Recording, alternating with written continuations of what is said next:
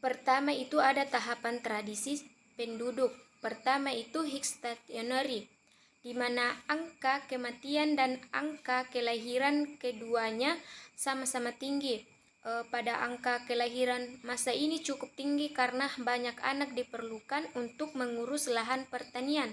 Walaupun angka kelahiran tinggi, pertumbuhan penduduk biasanya sangat rendah pada tahap ini karena masyarakat dibatasi oleh ketersediaan pangan yang tersedia. Kedua itu early appending, di mana angka kematian pada masyarakat menurun secara signifikan, sedangkan angka kelahiran masih tetap tinggi. Pada laju perubahan alami meningkat hingga puncaknya pada akhir tahap ini. Kematian bayi turun dan harapan hidup meningkat. Ketiga itu late appending, di mana angka kelahiran mulai menurun menyusul angka kematian. Ada beberapa faktor yang mengakibatkan kelahiran menurun.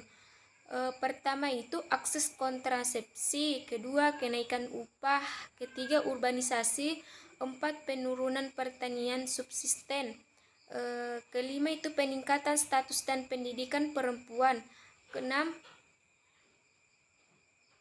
keempat itu low stationary, di mana angka kelahiran dan kematian sama-sama rendah. Pada angka kematian sedikit meningkat seiring dengan peningkatan usia rata-rata penduduk.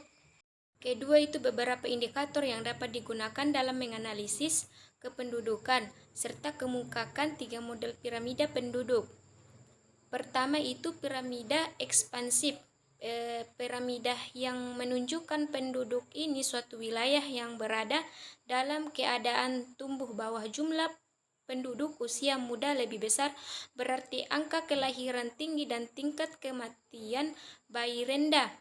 Dua itu piramida konstruktif atau tua. Piramida yang memiliki bentuk seperti batu nisan atau kunci terbaik atau sarang tawon. Adapun karakteristik piramida penduduk, pertama itu jumlah penduduk umur muda, kedua menurunnya tingkat kelahiran dan kematian, tiga meningkatnya angka harapan hidup, keempat itu perlambatan pertumbuhan penduduk, ketiga itu piramida stationer. Piramida yang berbentuk granat atau segi empat memiliki karakteristik dari piramida.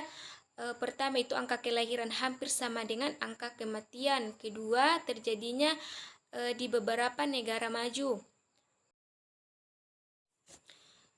Tiga itu perbedaan mendasar ketiga sumber data demografi penduduk. Pertama itu sensus. Sensus merupakan suatu langkah untuk mengumpulkan, mengelola, serta menyajikan data kependudukan secara menyeluruh. Dua itu registrasi, merupakan pencatatan yang dilakukan secara terus-menerus mengenai kejadian vital yang dialami penduduk berupa kelahiran, kematian, dan perpindahan penduduk.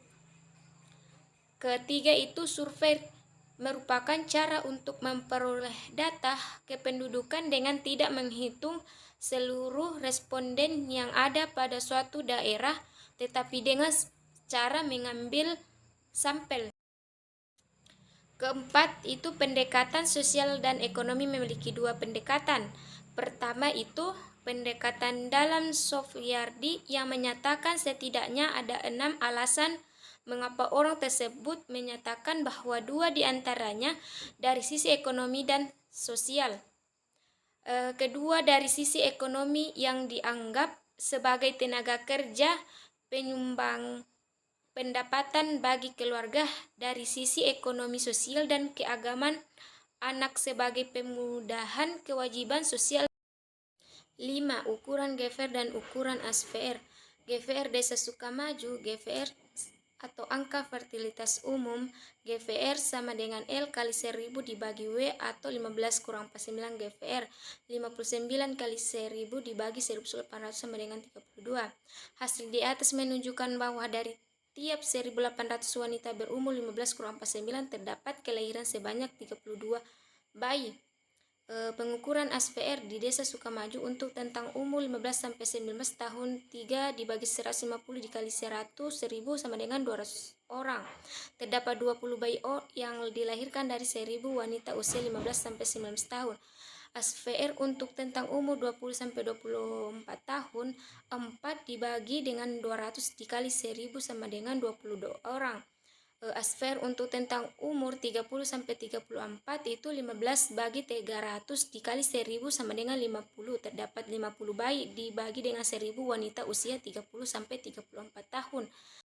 Keenam itu standarisasi pada analisis mortalitas. Standarisasi ukuran kematian adalah suatu dilakukan agar dapat melakukan perbandingan angka kematian, terutama angka ukuran kasar.